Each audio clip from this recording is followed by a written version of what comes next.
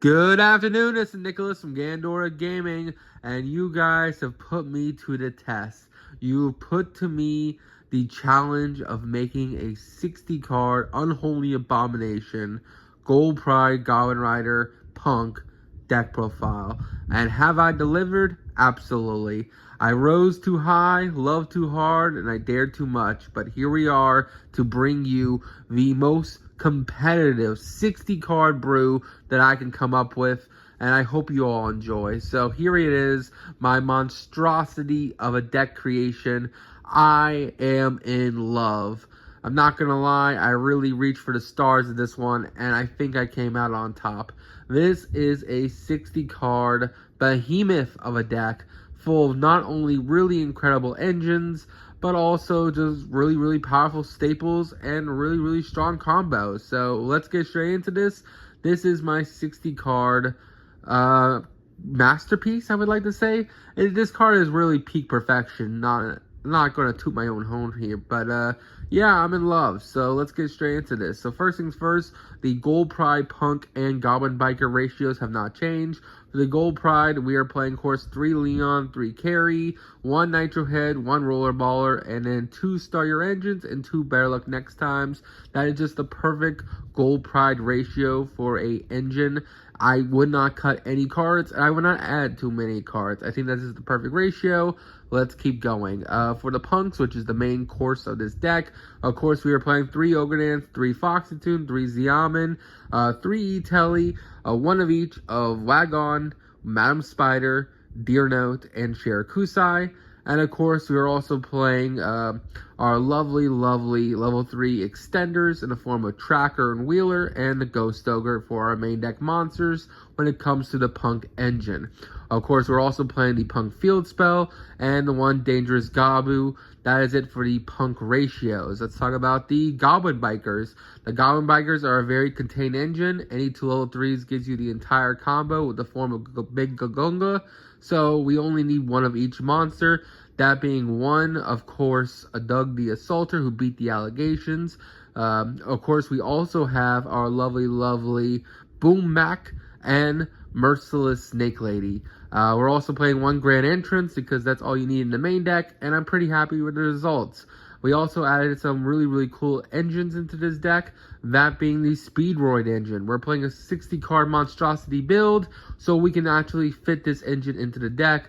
1 Speedroid Terratop with no cards on field is a free rank 3 because it will search Taka Tomboard. Taka Tomboard says if you control a wind monster, special summon it, and there you go. You got a free rank 3 without even committing to your normal summon, having full access to the Gold Pride and Goblin Biker combo, which is pretty insane. We're also, of course, playing 3 Gillosaurus. This is a 60-card brew. When it comes to the level 3 generic extenders, I think this is the best one. At the level 3 Earth non-tuner effect monster that's non-once return special summon itself.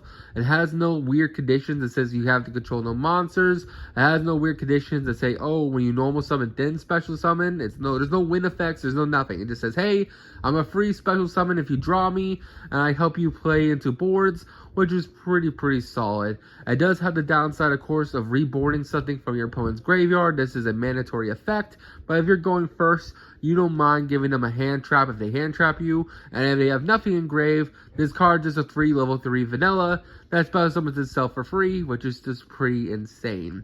For our hand trap package, we gotta talk about the crossouts. We're playing 3 crossout designators, the 1 called by the grave, 2 Nibiru, 2 Droll and Lockbird, 2 Ash Blossoms, 2 Effect Veilers, 2 Imperms, and of course the 1 Ghost Ogre, because that's just a pretty standard ratio in general.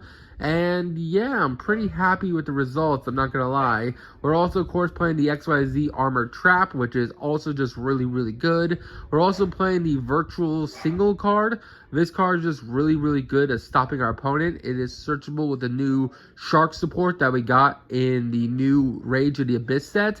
I already made 2 whole videos going over that card. I'm really happy with results. at least when it comes to the main deck. The extra deck is also just fantastic.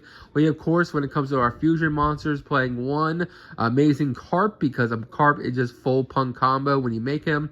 He is the linchpin of that entire strategy, so of course you play him as a really powerful one of. You have the one Rollerballer fusion, or Pinballer if you want to call him that. He's just great removal. He equips cards onto him. If your life points are lower, your opponent can't respond, which is absolutely incredible. For our synchros, we have the 1 second again Punisher. He's the towers that just gets bigger depending on the difference of our life points. Also, you can just pay 1,000 life points, banish a monster, banish a card on field, which is just incredible and very, very good at ending games, or just being plan C if our opponent able to Nibiru us early and we have to pivot to a different strategy. He's just one of the best boss monsters of the game. He's one of my favorite cards. Why not play him? We also have Amazing Dragon, one of the best interruptions we have. Amazing Dragon is just on synchro summon, bounce as many cards on field up to the number of level 3 psychics in grave. We can usually get 6 to 5 in there, meaning this card's going to bounce 5 to 6 cards on your opponent's field back to hand, because Shirakusai can quick synchro into this dude, or Leon can quick synchro into this dude, and just bounce all their cards back to hand. A Compulse for 6 is a very, very powerful effect. Of course, we're also playing the one Berserk Tengi. This is one of the best generic level 8 synchros you can make. It is just not only able to push for game because it can attack twice when it kills a monster, it gains additional attack. Also, just a quick effect banish a monster from anywhere when they activate card effects, which is just really, really good. If you want, you can also play an Adamantipator Dragite instead of Berserk Tengi as a spell and trap negate. But I honestly went for Berserk Tengi because I just feel like Berserk Tengi is just a better card in general. Yes, the other one's a spell and trap negate, but I don't know. It's up to you. Whichever one you want, you can put into this slot. Of course, we're also playing the one Jam Dragon Drive. This is the best level 8 synchro we have to get full combo going in our punks. It searches any level 3 psychic in the entire archetype, which is just absolutely incredible. And overall, just a fantastic card. And I'm so happy we have this card. It is so good. For other synchros we're also playing the new Whitewood synchro. This card is absolutely incredible. This is what replaced Star Leon. Basically, on synchro summon, this card Book of Eclipses your opponent's field. You do not need a discard, unlike Book of Eclipse. Also, this card not going to be ashed. You don't have to worry about any of those. This card just says, I synchro summon and Book a Moon everything, which is pretty insane. The fact that Leon plus Carry easily makes a board wipe, basically, in the form of a Book of Eclipse is just pretty powerful, and overall just a great inclusion to the deck. Now let's talk about the XYZs. Of course, we are playing the XYZ full armor package. So we're playing, of course, the one Dark Lancer and the one Fortress. Fortress searches our trap, and Dark Lancer is our boss monster. Basically, you want to rank up on either your turn or your opponent's turn into this guy. Basically, when he's equipped with an equip spell, he attaches an opponent's monster to him as material, which is easy to do because the trap card that summons him basically says, hey, you can quick effect banish me, equip an XYZ from grave onto an XYZ you control, it gains 2,500 attack, and then basically the next time that monster would die, you just destroy the equip spell instead. And basically, when it equips, it absorbs a monster. So you have a relinquish effect, which is just really, really good. Now, instead of playing Torpedo, we are playing the new Levineer monster. This comes out of Rage of Abyss. I made multiple videos on this card. Basically, it allows you, in the Goblin Biker combo, to add Carry back to the extra deck, because we're also using F-Zero package. The Utopic F-Zero ends up using Carry as material when making him. So basically, Levineer adds back the Carry back into extra deck, or your Rising Carp, you can add either one back to grave, which is pretty insane. Also, it searches out basically Blackout. The Virtue Stream card is literally just Sword Soul Blackout, or Harpies, the Harpies trap card that pops to, which is just pretty insane. And overall, just a fantastic card in general. For other cards, we're also playing, of course, we're playing the one Gagonga for our Goblin Bikers. This card is absolutely insane and just a really great card in general. We're also playing, of course, the one Captain Carry, or Chariot Carry if you prefer. She's just really, really amazing. It Foolish Burials if your life points are lower. And on Detach, it just adds any Gold Pride spell from your deck to hand, which means it adds Better Luck next time and allows you to add Leon or any Gold Pride you need in order to simulate the combo, which is just pretty amazing. The punks are always having starters in the form of literally Xiamen, Foxytune, E-Telly, or Ogre Dance. The Goblin Bikers and the Gold Pride, their starters are extra deck monsters, so you have to access them in order to get their plays going, which is pretty alright. I wish they had main deck starters, but extra deck starters are just as good, so there you go there. Forever extra deck monsters, we're also playing Cicada King. Cicada King is just a really, really good interruption. It's a quick effect. When your opponent activates a monster effect, negate it on field. It's basically an imperm. Also, it gains 500 defense, which means it becomes a really big, beefy asshole. And yeah, I'm really happy with the results here. I think the ratios are just quite perfect, honestly. And I have really no complaints. I've had some lot of fun duels going first and second, and I have made a really, really fun killing with this deck.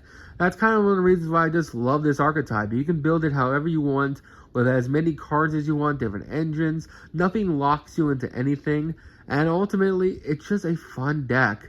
If you don't want the 60 card build, no worries. I showed you a 48 to 40 card build in previous videos. If you want to try some weird jank cards, play the Goaty cards in here. You can easily climb into Arapampos and make some synchro plays with the fish monsters. Oh, you want to play Dinomorphia? You can add Dinomorphias to this list. It's easy to add some trap cards. Shit, you can even play Eldritch if you really wanted to. They're level 5s. Level 3s plus level 5s equals level 8s. So you really can build however you want. And that's kind of why I love this deck so much. So build to your heart's content. Dream higher. Reach for the stars. And don't dare not to be boring, man. Just have fun. That's really why I love this deck. Just have fun. Build it the way you want to build it. And I really hope you all enjoy. Don't do anything stupid. And enjoy some duels I got online to play on Dueling Nexus. See you on the next one. Bye-bye.